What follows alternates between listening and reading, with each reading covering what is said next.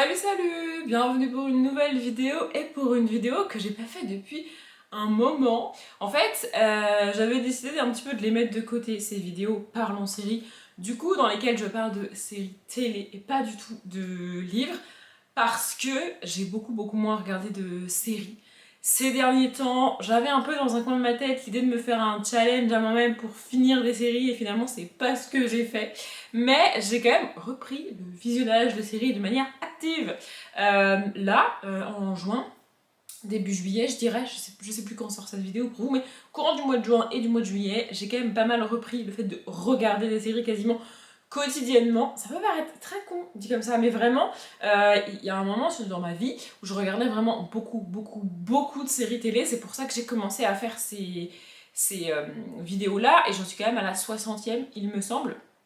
Sachant que dans chaque vidéo de cette série, je vous parle de 3 séries, ça fait quand même 180 séries dont je vous ai parlé sur la chaîne, 180 séries différentes que j'ai regardées soit entièrement, soit partiellement, soit parfois que j'ai carrément terminé. Ça fait quand même beaucoup, et il y en a encore dont j'ai à vous parler. Donc voilà, je regardais quand même pas mal de séries fut un temps, et puis bon, bah voilà, la vie a fait que j'en ai regardé moins. Et là, j'ai vraiment cette envie d'avancer dans mes séries, de reprendre certaines séries. Il y a des séries sur lesquelles je suis pas à jour depuis des années maintenant. Bref. Et là, du coup, quand j'ai cherché une vidéo à faire pour aujourd'hui, pour vous, je me suis dit, bah, en parlant série, ça me paraît évident. Donc, dans chaque parlant série, et dans celui-ci, évidemment aussi, je parle d'une série que je suis en train de regarder, d'une série que j'ai malheureusement abandonnée, et d'une série que j'ai terminée. Et ça va être un peu difficile, entre gros guillemets, pour moi, de vous parler de la première. Donc, la première, ça s'appelle La Meneuse. Je suis pas très fan du nom en français. En anglais, c'est Running Point. Je ne le dirai pas plusieurs fois parce que voilà. Et j'aime beaucoup cette série. Le seul petit problème, c'est que j'ai commencé à la regarder avec mon ex. Du coup, alors je vais avancer dedans et je la regarderai toute seule, c'est pas un souci. Bon, mais ça me fait un genre de. Vous voyez, c'est le genre de petit rappel dont t'as pas forcément besoin après une rupture. Mais bref, pour la série, franchement, j'aime beaucoup. On va y suivre une jeune femme, j'ai plus aucun prénom, mais on va y suivre une jeune femme, elle a genre la trentaine. C'est un peu. J'ai presque envie de dire un cliché, c'est devenu un cliché et c'est très cool que ce soit devenu un cliché. On est sur une jeune femme d'une trentaine d'années qui priorise sa carrière, qui a une vie très épanouissante et très heureuse sans homme dans sa vie. Elle le vit très bien. Son père tient une équipe de basket, on est aux États-Unis. Et donc la famille a depuis toujours quasiment été propriétaire d'une équipe de basket. Et donc son père, le directeur, c'est lui qui gère. C'est pas l'entraîneur, c'est vraiment lui qui gère quels joueurs on achète, quels joueurs on n'achète pas, les sponsors, les machins, les trucs. Vous voyez, cette partie-là, pas la partie entraînement pur. Et son père doit passer la main à quelqu'un. Il se trouve qu'elle a 2 frères et que dans l'inconscient des gens, c'est pas à elle normalement de reprendre l'équipe.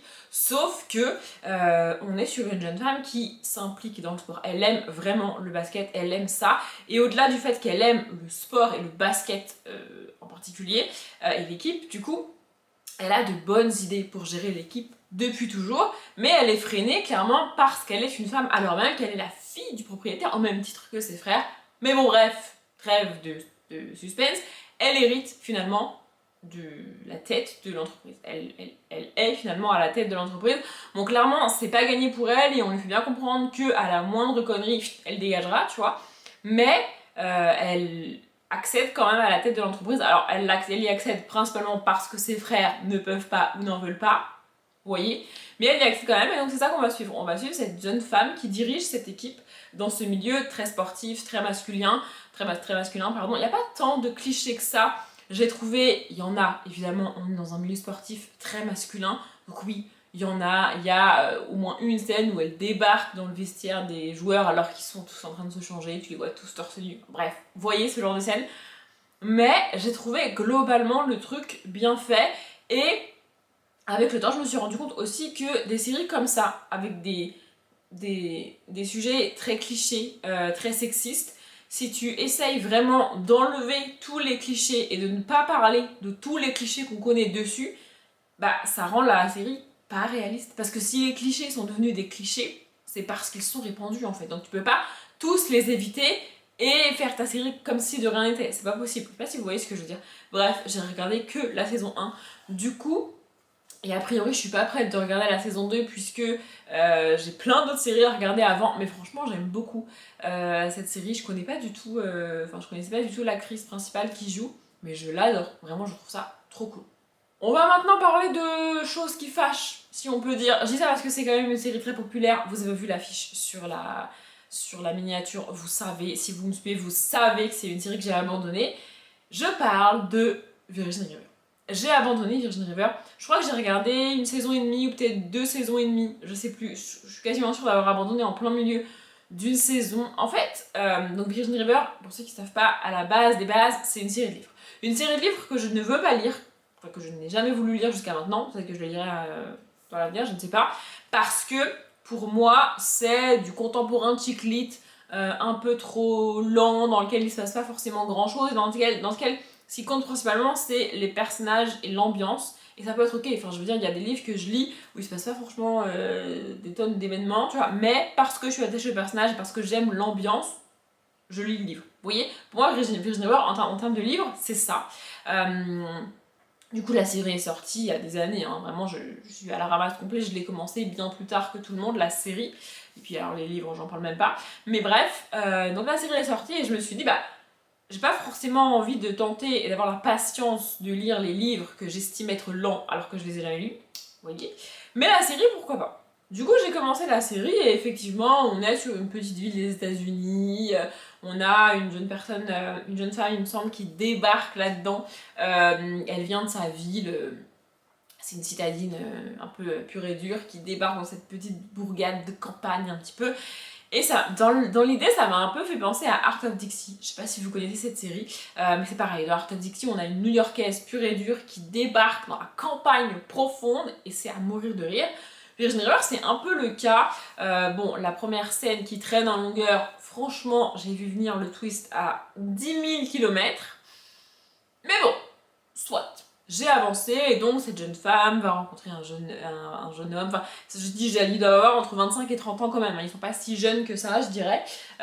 Donc voilà, elle débarque dans la ville, elle s'installe. Honnêtement, je sais plus trop pourquoi elle débarque là. Il me semble qu'elle travaille dans le domaine médical. Elle est médecin, un truc comme ça, parce que je vais pas vous spoiler le début, mais bref, il me semble que c'est ça. Et donc voilà, elle doit s'installer dans le cabinet, etc., apporter un nouvel œil, sauf que c'est à la fois le choc ville-campagne et à la fois un peu le choc des générations avec le médecin qui est là et qui est là depuis des années et des années, qui connaît tout le monde, tous les patients, tout le village, etc. Bref. Et donc elle rencontre, il me semble, le propriétaire du bar du coin, ou un délire comme ça, tu vois, et bon bah, c'est un peu une comédie romantique en mode série, et autour de ça, on va rencontrer tous les personnages qui vivent dans ce petit village et leurs petites histoires. Ce qui m'a fait arrêter la série, c'est le décalage entre eux. C'est vendu pour moi comme une série un peu cocooning, petite ville tranquille, une série d'ambiance un peu à la Gilmore Girls à l'époque, voyez, et les sujets extrêmement trash qui sont abordés. On est censé être sur une petite ville tranquille, et en fait, plus tu avances dans la série, et plus tu te rends compte que je dis bien chaque personne qui vit dans cette petite ville soi-disant tranquille a un lourd passé, a des lourds secrets, cache quelque chose, a tué quelqu'un, a enlevé quelqu'un, a renversé quelqu'un en voiture sans faire exprès. On est vraiment sur ce genre de thématique-là, et chaque personnage a une histoire comme ça. Et au bout d'un moment, je trouvais que ça faisait un peu effet boule de neige, en mode toujours plus loin, toujours plus haut, toujours plus gros. Et j'étais en mode, elle est où ma petite ville cocooning tranquille? Moi, j'ai commencé la série en m'attendant limite à m'ennuyer et je me retrouve avec tellement de rebondissements, tellement de trucs loufoques, tellement de trucs sortis de nulle part que ça ne ressemble à rien et ça n'est pas réaliste. Enfin, ça n'est pas plausible en fait. Vraiment. C'était trop... Enfin, vraiment, j'ai trouvé ça too much. J'aime pas trop utiliser des mots anglais, mais là, franchement, c'est le mot. Du coup, j'ai lâché l'affaire. Vraiment, j'ai lâché l'affaire. Pour la troisième série, ceux qui la connaissent et qui ont vu, enfin ceux qui ont reconnu l'affiche que j'ai mis en miniature et qui connaissent la série savent que c'est une série très très compliquée. Et ça fait des années qu'elle est finie et que j'ai fini de la regarder. Et c'est vraiment le genre de série où pour le coup faut être très concentré. Quand vous la regardez, ça part un peu dans tous les sens. On est sur de la science-fiction. C'est pas trop mon délire la science-fiction, mais là en fait, j'ai surtout aimé l'actrice principale. La série entière repose sur une actrice qui va jouer au moins 5-6 personnages différents tout le long de la série.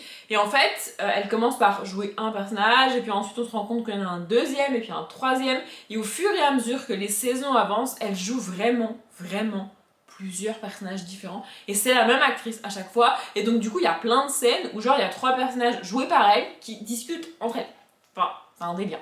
Vraiment.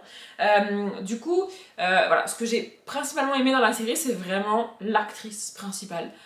Son métier d'actrice, enfin vraiment son jeu d'actrice, j'ai trouvé le mot, mais vraiment pour résumer la série, j'en serais honnêtement incapable aujourd'hui. Je le fais pas souvent, c'est peut-être même la 2e ou la 3e fois seulement que je le fais, mais là je vais vous lire le synopsis Wikipédia parce que franchement, voilà, à part vous dire qu'on suit une jeune fille qui est paumée dans sa vie et qui va se rendre compte que de par la science, elle a des clones, parce que c'est de ça qu'on parle, je saurais pas comment vous résumer le truc. Donc, je vais vous lire, alors il y a 3 paragraphes, enfin le résumé est absolument interminable, je vais vous lire juste le premier grand paragraphe. Sarah Manning, une jeune voleuse sans sou et orpheline, assiste par hasard au suicide d'une femme, Beth Childs, qui lui ressemble comme 2 gouttes d'eau.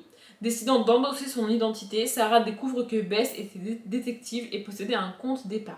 Elle en profite pour effacer sa propre existence, allant jusqu'à simuler sa mort, dans l'espoir de récupérer la garde de sa fille, Kira, actuellement sous la responsabilité de sa mère adoptive, Madame S. Cette dernière accepte de lui rendre l'enfant à condition que Sarah prouve qu'elle peut bien subvenir à leurs besoins. C'est le premier paragraphe du résumé, c'est déjà ultra compliqué et on n'a même pas encore commencé les clones. Mais vous voyez, on a cette jeune femme perdue dans sa vie, vraiment au bout de sa life. Je sais plus s'il est question de drogue pour elle, mais c'est possible. Et donc voilà, la première scène est quand même assez trash. Hein. On assiste vraiment au suicide de cette Bess. Et donc en fait, on va se retrouver embarqué entre la vie de Sarah, l'avoir lu, ça m'aide un peu, voilà. La vie de Sarah qui donc veut récupérer sa fille, cette Madame S, on sait pas trop qui est cette Madame S et d'où elle sort. Donc voilà, la vie de Sarah compliquée qui veut, en se faisant passer pour Bess, récupérer sa fille et récupérer une vie en fait. Et en même temps, comprendre, découvrir la vie de Bess et savoir comment elle en est venue à se suicider. Et ça implique aussi que Sarah Bess, vous voyez le truc déjà, on a une fille qui se fait passer pour une autre fille et c'est les mêmes. Enfin, genre, c'est vraiment, quand je vous dis qu'il faut être concentré pour regarder cette série, il faut vraiment l'être. Ça implique qu'elle se passe aussi passer pour Bess dans son boulot, avec ses collègues, avec sa famille. Et franchement, du jour au lendemain, quand c'est quelqu'un que tu connais pas, bah, le fait que physiquement elles soient vraiment exactement les mêmes, ça l'aide. Mais bon, voilà, j'adore cette série. Et après, ça part vraiment assez loin dans cette sorte de clone. Elle va jouer vraiment plusieurs personnages. Et ce qui est fort, c'est qu'à aucun moment, je dis bien à aucun moment, en tout cas moi, tu doutes que ça soit des personnes différentes, alors que c'est la même tête, la même actrice qui les joue. Franchement, j'avais trouvé ça dingue à l'époque. Et à ce jour, je n'ai pas vu d'autres séries avec un personnage, enfin avec une actrice ou un acteur qui joue autant de personnages différents. C'est un peu le cas dans Vampire Diaries avec Nina Dobrev et même Paul Wesley. Bref, celui qui joue Stephen. Mais beaucoup moins. Vraiment, là, dans quasiment, enfin assez rapidement dans la série, l'actrice se retrouve à jouer dans quasiment chaque épisode au moins 2 personnages différents. On est à ce stade-là. Et franchement, j'ai adoré cette série. Je saurais pas dire si elle a bien vieilli, si en termes d'effets spéciaux ou dans les scènes par exemple où elle se parle à elle-même techniquement, c'est bien fait pour aujourd'hui 2026. Mais en tout cas pour l'époque c'était vachement bien. Après j'ai pas beaucoup d'expérience là-dedans, c'est-à-dire que j'ai pas vu beaucoup de séries de science-fiction, j'ai pas vu beaucoup de séries avec des effets spéciaux ou même des films, c'est pas trop mon truc. Mais c'était assez bien fait pour me convaincre et le jeu de l'actrice surtout, vraiment je répète, fait que bah c'est hyper bien fait en fait. Je vais m'arrêter là pour cette vidéo, j'espère qu'elle vous a plu. Si vous avez des séries à me recommander en commentaire, n'hésitez pas, j'en regarde beaucoup et actuellement je galère à me mettre à jour, c'est vrai, mais je suis toujours preneuse de séries, surtout des séries récentes parce que comme j'ai pas beaucoup regardé de séries ces 2-3 dernières années, je dirais, les nouvelles séries qui sont sorties, j'en ai une petite liste hein, que j'aimerais regarder, mais je pense qu'il y en a à côté desquelles je suis passée, donc n'hésitez pas, je me ferai une petite liste et puis peut-être qu'en 2027 ou en 2028 j'aurai enfin le temps de commencer des nouvelles séries. Bref, comme je l'ai dit, je vais m'arrêter là pour cette vidéo. J'espère qu'elle vous a plu. Comme d'habitude, je vous souhaite une bonne journée, un bon après-midi, un bon appétit ou une bonne nuit. Et je vous dis à bientôt.